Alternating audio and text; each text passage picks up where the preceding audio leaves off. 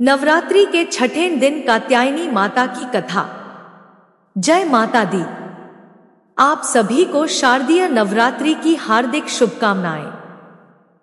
आज की इस वीडियो में हम आपको सुनाएंगे नवरात्रि के छठे दिन सुने जाने वाली माता कात्यायनी की कथा और आरती, जो नवदुर्गा स्वरूप में माता का छठा स्वरूप है। नवरात्रि का छठा दिन इन्हीं माता को समर्पित है। छठी नवरात्रि में माता रानी को प्रसन्न करने के लिए ही व्रत किया जाता है। साथ ही आप सुनेंगे माता कात्यायनी की पूरी पूजा विधि। आपसे प्रार्थना है कि यह कथा तक अवश्य सुने, क्योंकि अधूरी कथा सुनने से पाप लगता है।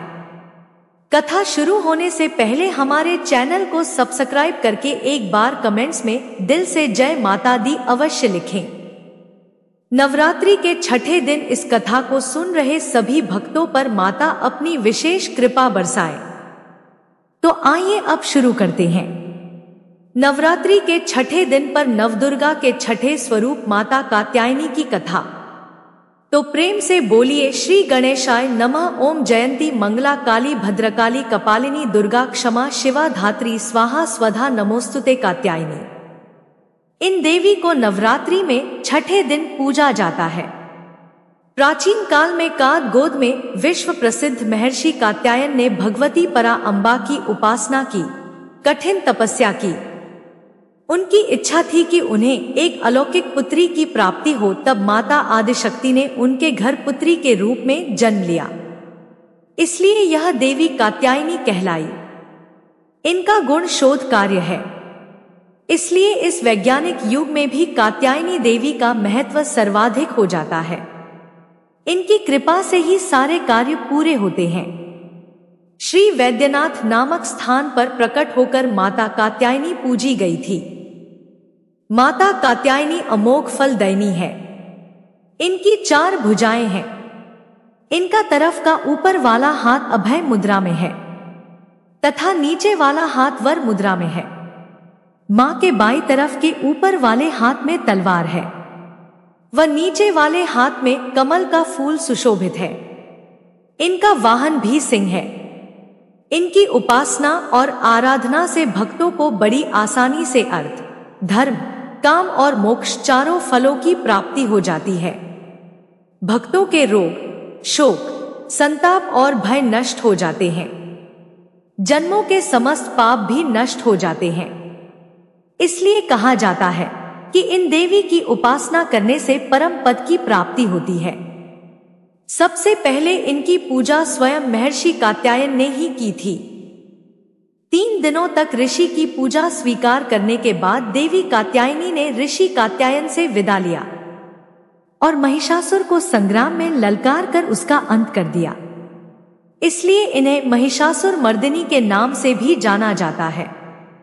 माता कात्यायनी का प्रभाव कुंडलिनी चक्र के आज्ञा चक्र पर है। नवग्रहों में माता कात्यायनी शुक्र को नियंत्रित करती है। इनकी साधना और भक्ति से वैवाहिक जीवन के सुखों की प्राप्ति होती है। जिनके विवाह में बाधा आ रही हो, उनके विवाह की बाधा माता कात्यायनी दूर करती है। माता कात्यायनी की कथा के अनुसार जब देवताओं ने महिषासुर नाम के राक्षस से अपने प्राणों की रक्षा के लिए भगवान विष्णु को खोजा, तो उन्होंने और उनकी आज्ञा से शिवजी, ब्रह्मा जी और अन्य देवताओं ने अपनी आंखों और मुख से ऐसी ज्वालाएं उत्सर्जित की, जिनके तेज से एक पर्वत बन गया, जिससे कात्यायनी देवी प्रकट हुई, जो 1000 सूर्य के समान तेजस्वी थी, जिनकी 3 आंखें, काले बाल और 18 भुजाएं थी। शिव जी ने मां कात्यायनी को अपना त्रिशूल दिया। विष्णु जी ने कात्यायनी देवी को सुदर्शन चक्र दिया। वरुण देव ने शंख, अग्नि देव ने भाला, वायु देव ने धनुष, सूर्य देव ने बाणों से भरा तरकश, इंद्रदेव ने अपना वज्र, कुबेर ने अपनी गदा, ब्रह्मा जी ने माला और जलपाद, कालदेव यानी यमराज ने ढाल और तलवार, विश्वकर्मा ने कुल्हाड़ी और अन्य हथियार दिए। इस प्रकार देवताओं के द्वारा पूजित और सशस्त्र होकर कात्यायनी माता महसूर की पहाड़ियों की ओर बढ़ी। वहां असुरों ने उन्हें देखा और वो उनकी सुंदरता से मोहित हो गई, और उन्होंने मां कात्यायनी की सुंदरता का वर्णन उनके राजा महिषासुर से जाकर किया। तो दुष्ट महिषासुर माता कात्यायनी को प्राप्त करने के लिए उत्सुक हो गया। जब महिषासुर ने मां कात्यायनी के साथ सामने विवाह का प्रस्ताव रख दिया, तो मां कात्यायनी ने महिषासुर के सामने शर्त रखी कि उसे उन्हें संग्राम में जीतना होगा।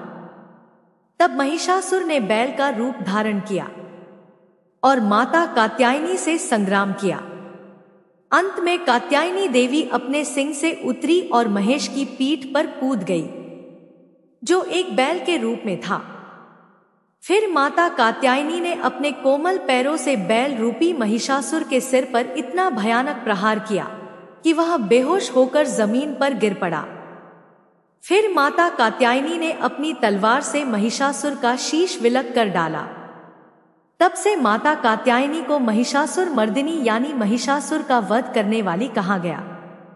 देवी कात्यायनी को वृंदावन यानी ब्रजभूमि की अधिष्ठात्री देवी के रूप में भी जाना जाता है। माता कात्यायनी का संबंध श्री कृष्ण और उनकी गोपिका से भी रहा है। द्वापर युग में रासेश्वर भगवान श्री कृष्ण ने मोहिनी बांसुरी और अनूठी लीलाओं से ब्रज की गोपिका को अपने प्रेम आकर्षण में बांध लिया था। हर कोई उनके दिल में रहना चाहता था। गोपिकाएं तो बलिहारी थी। तब उन्होंने भगवान श्री कृष्ण को पति रूप में पाने के लिए मां कात्यायनी की आराधना की। तब से अब तक युवतियां सुयोग्य वर के लिए मां कात्यायनी की पूजा करती हैं। माता कात्यायनी की इस कथा के अनुसार वृंदावन की गोपिकाओं ने भगवान श्री कृष्ण को पति रूप में पाने का मन में विचार बनाया। तब ब्रज लीला के ज्ञानी गर्ग मुनि ने गोपियों के इस मनोभाव को जानकर भगवान श्री कृष्ण को सचेत कर दिया। वृंदावन की गोपियों के संकल्प को देखकर वृंदा देवी एक दिन गोपियों के पास पहुंची और उन्होंने कहा कि अगर भगवान श्री कृष्ण को आप सब पाना चाहती हैं, तो माता कात्यायनी की आराधना करो। तब गोपियों ने वृंदा देवी द्वारा बताई गई विधि के अनुसार यमुना के तट पर एकत्रित होकर बालू मिट्टी से माता कात्यायनी का एक सुंदर श्री विग्रह बनाया और उनकी वैष्णव विधि से पूजा करके 1 महीने तक कात्यायनी माता के लिए व्रत किया। गोपियों ने पूरे 1 महीने तक कात्यायनी माता की सुबह ब्रह्मा मुहूर्त में उठकर पूजा की और दिन में केवल 1 बार बिना मिर्च मसालों वाला सादा भोजन खाया। गोपियों ने भगवान श्री कृष्ण को पति रूप में पाने के लिए इस मंत्र से मां कात्यायनी की पूजा की थी।